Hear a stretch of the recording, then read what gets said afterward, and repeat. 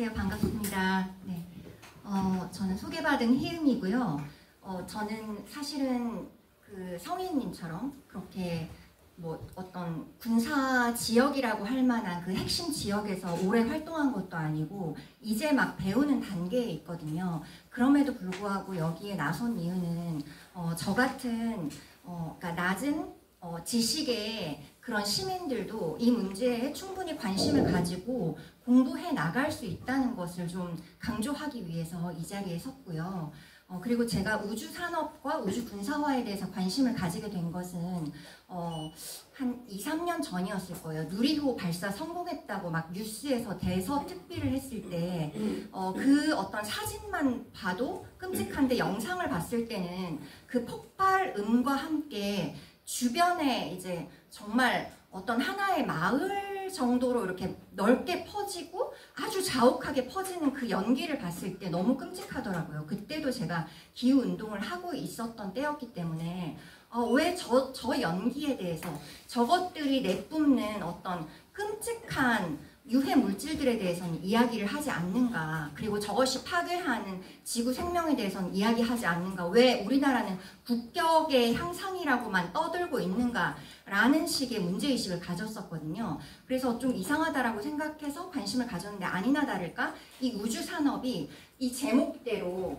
목숨과 기후, 생태, 민주주의를 파괴할 뿐만 아니라 쪽쪽 뽑아먹고 있다는 걸 알게 되었습니다. 그러니까 이 뽑아먹는이라는 강렬한 단어를 쓴 이유는 그냥 파괴하는 정도가 아니기 때문입니다. 그 목숨을 양분으로 해서 성장하고 있기 때문에 그냥 목적 없이 파괴하는 것이 아니라 그것을 빨대를 꽂아서 빨아먹음으로써 더 이윤을 많이 남기고 더 어떤 뭐랄까 군사적 힘을 키우는 어떤 이해관계가 그 뒤에 너무나도 꼼꼼하게 숨어있기 때문에 뽑아먹는이라는 다소 자극적인 단어를 쓸 수밖에 없었다. 이건 자극이 아니라 그냥 팩트이다 라는 생각을 해가지고 이런 제목을 붙이게 되었습니다. 그래서 다음 슬라이드 넘겨주시면 네.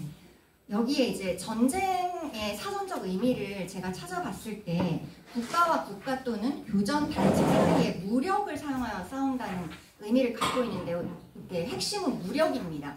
이 무력이라는 거는 아시잖아요. 그냥 폭력입니다. 무력으로 약간 세련된 말로써 이렇게 포장을 했지만 사실은 그냥 힘으로써 모든 것을 파괴하고 힘이면 다 된다라는 그런 이즘이라고 할 수 있습니다.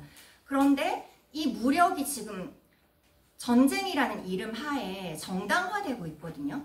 그런데 이 아래에 보시면은 약탈, 감금, 폭행, 강간, 살해, 고문 이런 것들이 그냥 어떤 국가적인 필요에 의해서 영토 싸움에 의해서 그냥 어떤 그 군인이라든지 군사적 시설만 파괴하는 게 아니잖아요.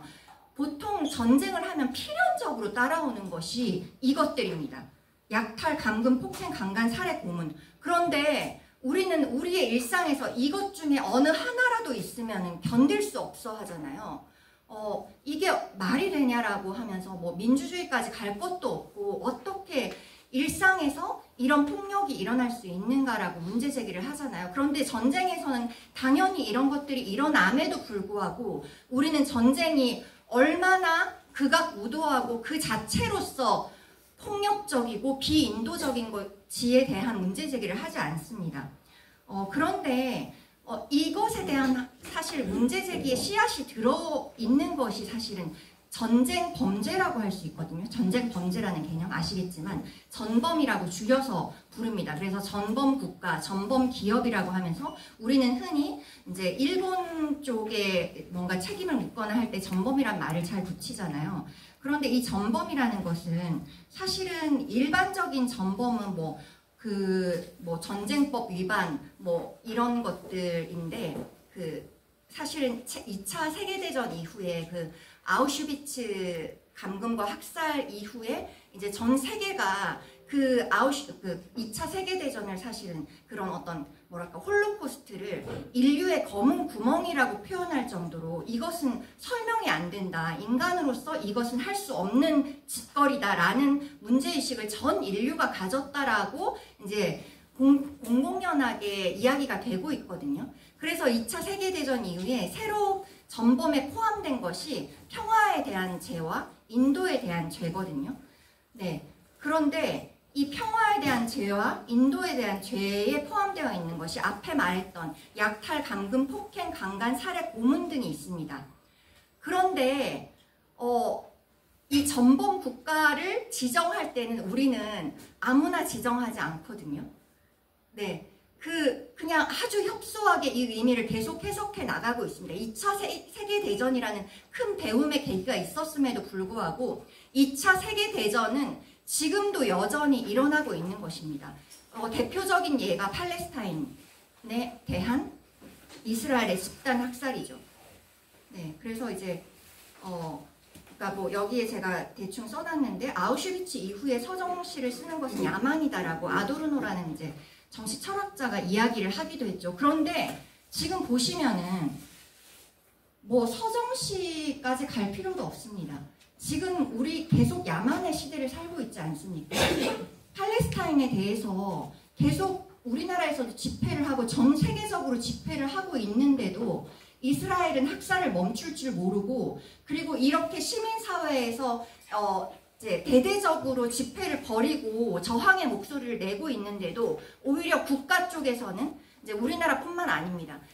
대표적인 게 미국이죠. 미국에서는 이제 대학 내에서 이제 이런 것에 대한 저항이 일어났다라고 해서 학생들을 제적시키거나 아니면 그것에 대한 어떤 연대를 표한 교수들을 경질하거나 이런 일이 일어나고 있습니다. 이것은 지금 야만의 시대가 아니라고 할 수 없는 부분인 거죠. 네, 그래서 넘어가 주시면 네, 한 번 더 넘겨주시고요. 그래서 이스라엘이 행하는 팔레스타인에 대한 학살을 조금 더 구체적으로 보겠습니다. 그 전에 이스라엘이 지금 어떤 시스템을 갖추고 있는지를 한번 말씀을 드려볼 텐데요. 이스라엘은 우리는 국가 자체가 스타트업이다 라는 것을 대대적으로 표명합니다. 네, 그러면서 올코트 프레싱으로 가야 된다 이런 식으로 얘기를 하거든요. 올코트 프레싱이라는 것은 이제 그 전방위 어떤 압박 수비를 얘기하죠. 흔히 스포츠에서도 이런 개념이 많이 나오는데요. 이런 것들을 국가적으로 해야 된다. 지금 이런 것이 필요한 시대다라고 하면서 이제 그 동그라미 끝에 보시면은 이런 이데올로기를 계속 양산하면서 이것을 핑계로 무기 실험을 계속하고 있고요. 그리고 이것을 위해서 위성 기술과 군수 방위 산업을 결합하고 있습니다. 그리고 이것에 복무하는 기업이 라파엘이라는 곳과 로키드 마틴입니다. 로키드 마틴은 미국에 이제 그 본사를 두고 있는 그 초국적인 무기 회사죠. 예, 뒤에도 나오겠지만 로키드 마틴은 무기 회사로 그냥 뭔가 만족하지 않습니다. 그 산업을 엄청나게 확장하고 있고요. 그래서 만들어진 것이 처음에는 아이언 돔이었는데 이 아이언 돔이 이제 10월에 하마스 공격은 사실은 군사 지역에 대한 공격이었고요. 그런데 그 하마스 공격을 이제 피하지 못했고 하마스의 어떤 그 미사일을 격추시키지 못했다라고 해가지고 그러니까 실패를 이야기하면서 더 대대적으로 그러니까 개발을 추진을 한 것이 아이언 빔입니다. 그래서 이제 맨 마지막에 보시면은 2014년부터 실험 중인 아이언 빔은 최대 7km 거리의 미사일부터 로켓 드론 등을 단돈 4,700원에 요격할 수 있도록 설계했다고 얘기를 하거든요. 그런데 이제 그 전에 백구환님이란 분도 강연을 하셨는데 사실은 이런 위성 기술을 떠들고 있지만 그러니까 올해 4월에도 이란이 이제 이스라엘 향해서 공격을 했는데 굉장히 사실 값싼 무기로 그 미사일을 쏘아 올렸습니다. 그런데 그 모든 것들이 이스라엘의 그 이제 뭔가 추격 장치와 이제 폭격기의 결합 시스템으로 인해서 다 이제 그 요격이 됐습니다. 그래서 이스라엘은 우리는 엄청난 기술로 이제 외부로부터의 공격을 격파했다라고 얘기를 하거든요. 그래서 성공했다라고 얘기를 합니다. 그런데 그것은 사실은 이제 이란이 그 미사일을 쏘아 올리는 미사일이 아니라 이제 뭐 이렇게 뭐라 그래야 되죠? 그 무기 드론입니다. 네, 드론과 이제 어쨌든 어떤 무기들을 쏘아 올렸는데 그것의 가격의 12배가 되는 비용을 이스라엘이 그것을 격추시키는 데 썼습니다. 그래서 이스라엘의 자원을 사실은 굉장히 고갈시켰기 때문에 이것은 이스라엘의 실패라고 볼 수 있다.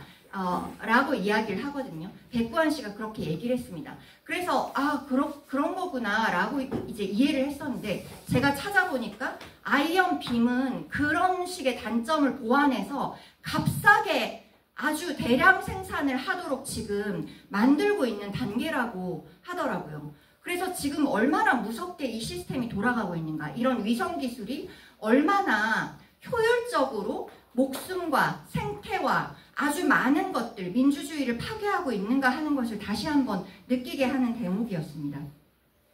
그래서 이제 그 팔레스타인에서 어떻게 또 이런 어떤 AI 시스템을 활용한 무기가 쓰이고 있는가를 한번 보고 싶은데요. 이제 사실 지금 가장 많이 이용되고 있는 것이 라벤더, 가스펠, 아빠 어디야라는 이제 이름도 무시무시하거나 아주 뭐랄까 역설적인 그런 제목이거든요. 이제 가스펠은 사실 복음이란 뜻을 가지고 있습니다. 그래서 그 팔레스타인 사람들을 죽이는 게 사실 이스라엘에게는 복음이다라는 의미를 가지고 있는 거죠. 이 세 개가 총동원되어서 지금 팔레스타인에 대한 이제 집단 학살을 이제 자행하고 있거든요. 그래서 이 현실을 좀 보면은 다 보지는 못할 거지만 몇 개만 읽어드릴게요. 첫 번째, 한 정보원은 이 시스템에 대해 수백 명의 대상을 시스템에 입력하고 누구를 죽일 수 있는지 보기만 하면 된다고 말했고요. 이것을 광범위한 사냥이라고 부른다고 얘기했습니다. 대상 시스템이 만들어낸 목록에서 복사, 붙여넣기, 카피 앤 페이스트만 하면 된다라고 이제 이야기하고 있는 것이고요. 이것을 자랑하고 있습니다. 문제는. 그리고 이제 이게 사실은 특히 아빠 어디야 같은 경우에는 예를 들면 하마스 요원이 어디 숨어 있나라는 것을 추격을 해서 그 하마스 요원이 군사 지역에 있을 때 폭격하지 않습니다.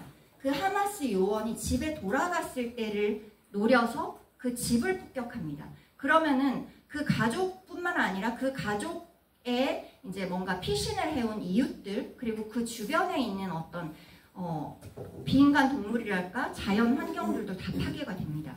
이런 것들을 아주 그냥 도덕이라는 것은 없이, 검열이라는 건 없이 무조건적으로 이제 시행을 하고 있다는 이야기입니다.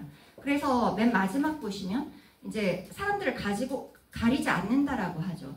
그래서 학살된 수가 이 자동 시스템에 의해서 학살된 수가 수만 명이고, 그리고 심지어는 미성년자까지 폭격 목표로 삼았다고 이야기하고 있습니다. 그냥 부수적으로 일어난 피해가 아닙니다. 폭격 목표로 삼았습니다. 그래서 이 이제 시스템의 단계를 보시면 넘겨주십시오. 첫 번째, 타겟을 생성하고 타겟과 가정집을 연결합니다. 제가 방금 말씀드렸듯이. 그리고 무기를 선택하고요. 민간인 사상자 처리 승인을 하고, 그 다음 부수적 피해를 계산합니다. 그런데 계산만 합니다. 계산해서 뭔가 이것에 대한 대비를 하지 않습니다. 계산하지만 무시하고 그냥 씁니다. 그래서 여기서는 그 이제 빨간색으로 된 거 가운데쯤 보시면 우리는 보통 멍청한 폭탄으로 공격을 수행했다라고 하거든요. 이 멍청한 폭탄이 말하자면은 이스라엘이 갖고 있는 무기의 재고입니다. 계속 첨단 무기가 나오고 있는데 이제 옛날 무기들은 잘 쓰이지 않으니까 이 재고 처리를 한 것이나 다름없습니다. 그래서 이것이 비용이 덜 드니까 이렇게 AI 시스템으로 어떤 실험을 하고, 그 다음에 그 실험에 대한 수행을 하는 것은 굉장히 값싼 무기, 첨단이 아닌 값싼 무기를 통해서 재고 처리를 하는 방식으로 이렇게 수행을 했고요. 이 이야기는 그러니까 이 말에도 있잖아요. 멍청하다라는 말. 그러니까 누가 죽든지, 그러니까 부수적 피해에 상관없이 누가 죽든지 무엇이 희생되는지 상관없이 그냥 그냥 해버린다라는 의미입니다. 네, 이런 식으로 이제 아주 끔찍한 일이 일어났고요. 그래서 그 빨간색으로 된 것은 너무너무 끔찍한 진술들인데 이건 나중에 읽어보시면 좋겠고요. 그래서 제가 지금까지 이제 이스라엘과 팔레스타인을 이렇게 예시로, 사실 예시라고 하기에도 굉장히 미안하고 가슴 아픈 일입니다. 그러니까 지금의 어떤 현장에 대해서 말씀을 드리기 위해서 이렇게 가지고 와봤고요. 그러면은 직접적으로 이게 우리나라하고 어떻게 관련이 있는가? 그리고 전 세계적인 어떤 기후, 생태 위기 국면과는 또 어떤 관계가 있는가를 이야기해야 될 것 같습니다. 사실은 이제 그 전에 전쟁에 대해서 이야기를 해야 될 텐데요. 여러분 많이 아실 겁니다. 이 전쟁이 만들어내는 온실가스를 국가 순위로 환산을 한다면 국가가 내뿜는 그러니까 나라별로 이렇게 어느 나라가 더 많이 내뿜는가 순위를 매겼습니다. 그 가장 많이 내뿜는 게 사실은 거기에 공장을 많이 지었기 때문에 외주화가 많이 됐기 때문이기도 하지만 중국이고 미국이고 그다음 호주고 그 다음이 사실 4위에 해당되는 것이 이 전쟁으로 인한 온실가스입니다. 그리고 사실은 이 그 전쟁, 그러니까 군사주의 그리고 군수산업으로 인한 그리고 전쟁의 실행에 의한 온실가스가 4위라고 했는데요. 사실은 여기에는 그 양이 이 전쟁이 파괴하는 학교, 병원, 집, 숲, 갯벌, 바다, 생태에 대한 비용은 들어가지도 않았습니다. 실질적으로 이제 미사일을 발사하고 폭격을 하고 그랬을 때 연기가 피어오르고 그것들이 만들어내는 그리고 그걸 가동시킬 때 석유가 얼마나 들어가고 그런 것들, 전기가 얼마나 들어가고 이것만 계산한 겁니다. 그래서 나머지 그 부수적인 보건 비용까지도 이제 합치면은 사실 어쩌면은 전 세계로 따졌을 때 1위가 될 수도 있는 문제인 것입니다.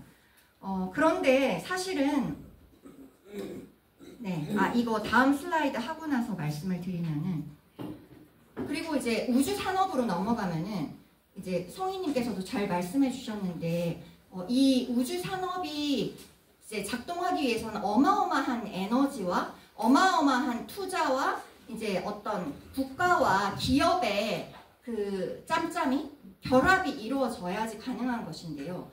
그랬을 때 사실은 한국의 경우에도 마찬가지인데 한국이 쏘아올린 첫 군사정찰 위성인 팰컨 9 발사체는 발사 후 1분 동안 자동차 1,400대가 1년간 배출하는 그 질소 산화물을 발생시켰고요. 그리고 1회 발사 시에 자동차로 지구 70바퀴를 돌 때의 양과 같은 탄소가 발생했습니다. 뭔가 감이 잘 안 오시죠? 그냥 어마어마하다고 생각하시면 됩니다. 네. 그리고 이제 이거는 백구아님 강연에서 있었던 이야기인데요. 그리고 글로도 지금 발행이 되어 있습니다. 그 이제 우주 산업의 핵심은 사실은 그 이제 전 지구적인 군사화고 전쟁을 위한 기술을 개발하는 데 사실은 초점이 맞춰져 있고요. 그렇기 때문에 어떤 그 위치 추적 탐지가 핵심이기도 합니다. 그래서 그것은 이 우주에만 어떤 기지를 짓는 것이 아니라 그 바다 밑에도 지어야 하거든요. 그래서 바다 밑에 어떤 그 미사일 추적 기지를 지어야 하고 그리고 탐사기를 설치해야 합니다. 그 중에 대표적인 것이 소나라고 할 수 있거든요. 그런데 그 소나가 어떻게 이제 추적을 하냐면 음파를 끊임없이 발생을 시켜서 그 이제 추적을 하는 시스템이거든요. 그런데 이때 발생하는 그 음파가 고래들에게 너무나도 치명적이어가지고 이 고래가 자신의 목숨을 걸고 이 음파를 피하기 위해서 급격히 이제 그러니까 그 수면의 그 고도를 계속 급하게 바꿉니다. 왔다 갔다 하면서 바꿉니다. 이걸 피하기 위해서. 그리고 심지어는 이걸 피하기 위해서 이제 고래는 바다 속에 있어야 되잖아요. 그런데 무트로 나와서 이걸 피하려고 무트에 있으면 음파가 없잖아요. 그러니까 무트에 올라가서 있습니다. 그러면은 조금 있으면 죽잖아요. 죽음을 불사하면서도 그 음파를 피한다는 말입니다. 그러니까 이 죽음보다 더 끔찍한 게 이 소나라는 의미입니다. 그렇게 해서 고래를 이제 어마어마하게 죽이고 있거든요. 이 소나라는 음파 탐지기, 확대해서 말하면은 이 우주 산업이.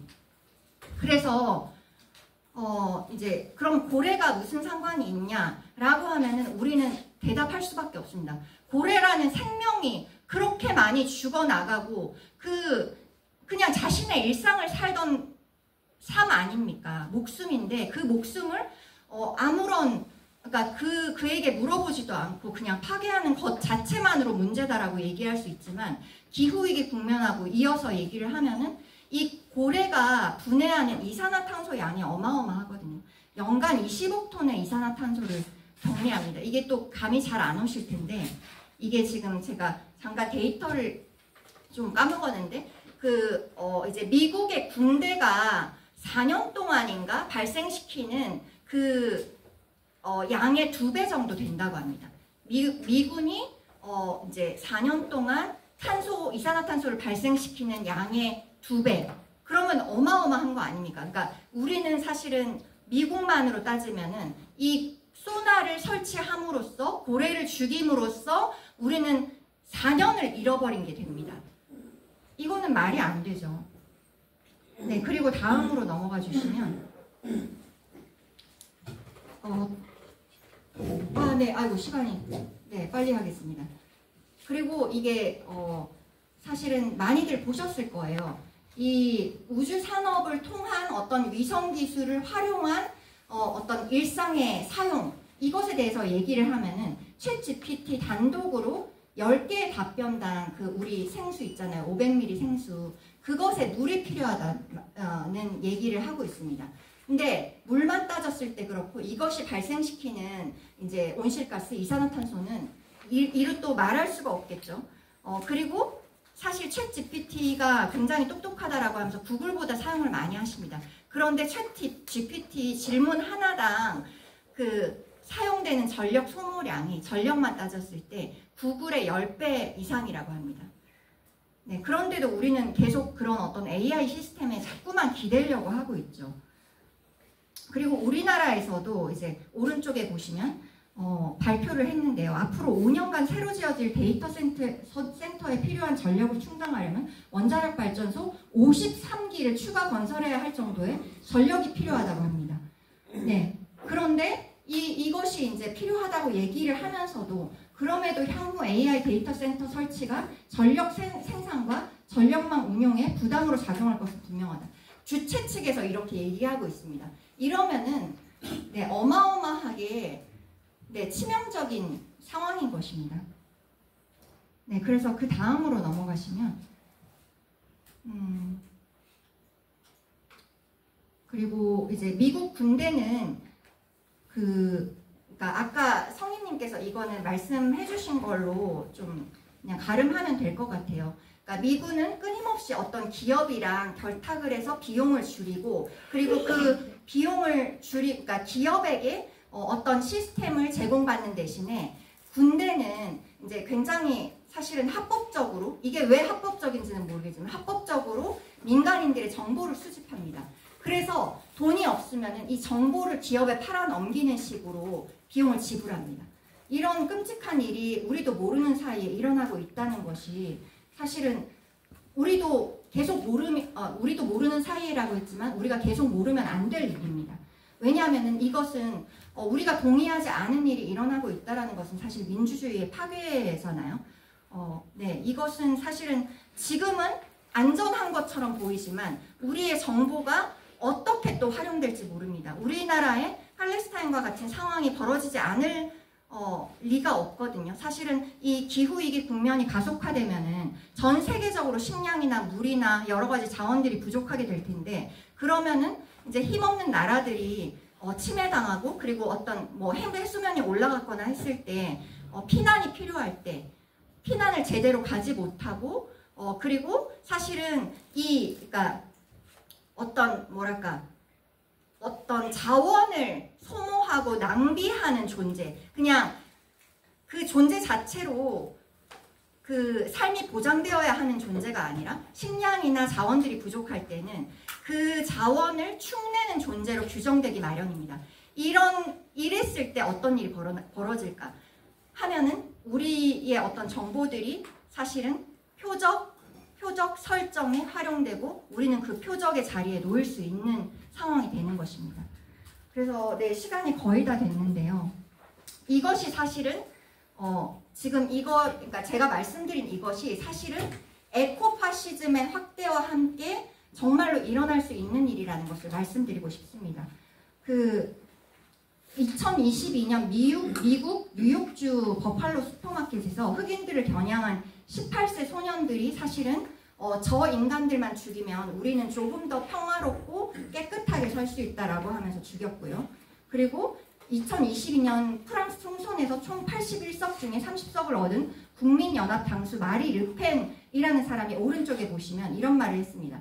국경을 군사화해서 환경을 오염시키는 난민들을 막아야 한다. 그것이 생태학이다. 라고 말했고요.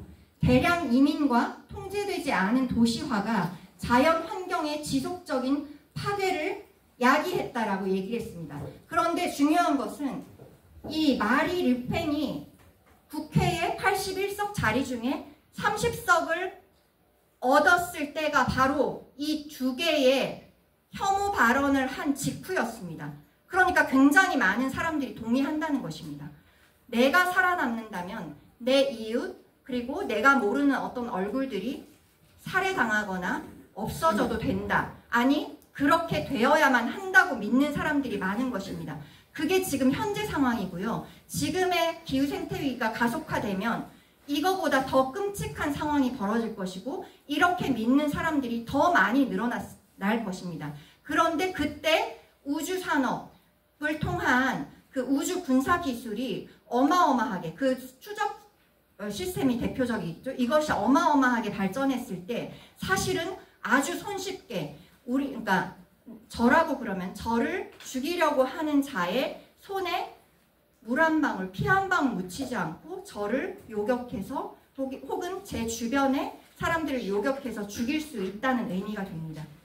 네, 그래서 제가 그 뒤에도 굉장히 많은데 이제 자료집을 한번 읽어봐 주시면 좋겠습니다. 지금 시간이 다 돼가지고 그래서 마지막 페이지 넘어가 주시면요. 제가 하고 싶은 이야기는 여기에 담았는데요. 한번 읽어보겠습니다. 이 땅과 바다 위에서 모든 것을 나누어 얻었어야 할 인간, 비인간 동물과 숲과 나무의 삶이 군사주의와 자본주의 및 식민주의 이데올로기에서 그리고 전쟁 기술과 무기, 항공, 우주 산업에 의해서 송두리째 이렇게 뿌리 뽑히는 걸 우리는 바라만 봐도 되는 것일까요? 네, 너무너무 참혹하고 이 참혹함은 곧 우리에게로 번질 것이고 번지기 이전에도 이미 이것은 우리와 연결된 문제입니다. 이것을 우리는 바라만 봐도 되는 것일까요? 이런 질문을 던지고 싶습니다. 감사합니다.